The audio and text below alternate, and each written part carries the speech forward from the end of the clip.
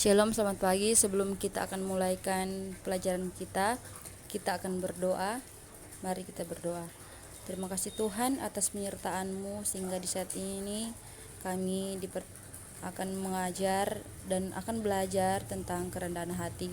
Dan biarlah pembelajaran kami di saat ini boleh terlaksana dengan segala baik. Di dalam nama Tuhan Yesus kami berdoa. Amin. Adik-adik, di saat ini kita akan belajar tentang kerendahan hati, dan bahan Alkitab terdapat dalam 1 Petrus 5 ayat 5b.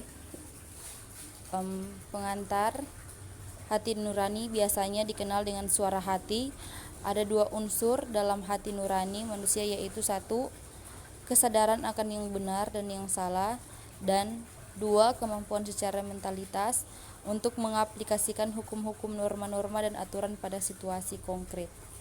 Hati nurani akan membimbing kita mengambil keputusan yang baik dan benar, tetapi hal ini terjadi jika hati nurani kita diterangi oleh firman Allah.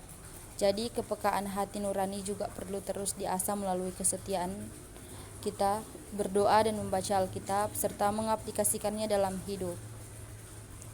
Ketika hati nurani kita tidak diterangi oleh firman Allah, maka hati itu menjadi keras dan tidak terbuka terhadap kebaikan dan pengampunan.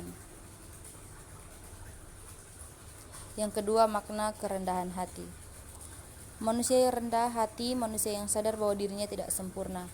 Kalau seseorang mampu melakukan sesuatu yang baik, maka pasti ada orang lain juga yang mampu melakukannya sama baiknya dengan dirinya, bahkan dapat melebihi dirinya.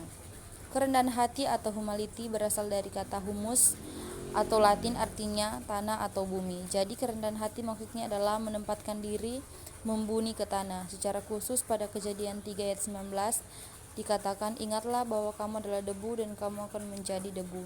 Sebagai makhluk ciptaan, maka manusia harus mengakui keterbatasan dan ketidakkeberdayaannya dibandingkan dengan Allah yang Sang Pencipta. Jadi kerendahan hati dalam pemahaman iman Kristen adalah rasa takjub dan hormat kepada Allah. Ciri-ciri kerendahan hati: takut akan Tuhan, mengantungkan hidup padanya, taat kepada Tuhan dan melakukan perintah atau ajarannya, menghindari pemegahan diri sendiri, tidak menyombongkan diri, menghargai kelebihan orang lain, menyadari kelemahan diri, menghargai talenta yang Tuhan berikan, dan yang terakhir, bersedia menolong orang lain dengan tulus dan tanpa pamrih.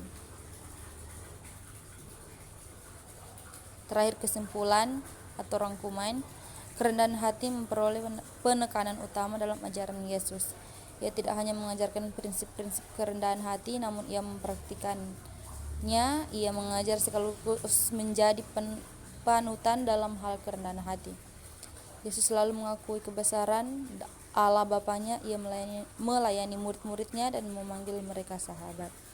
Demikian pembelajaran kita di saat ini, dan kita akan tutup dengan doa.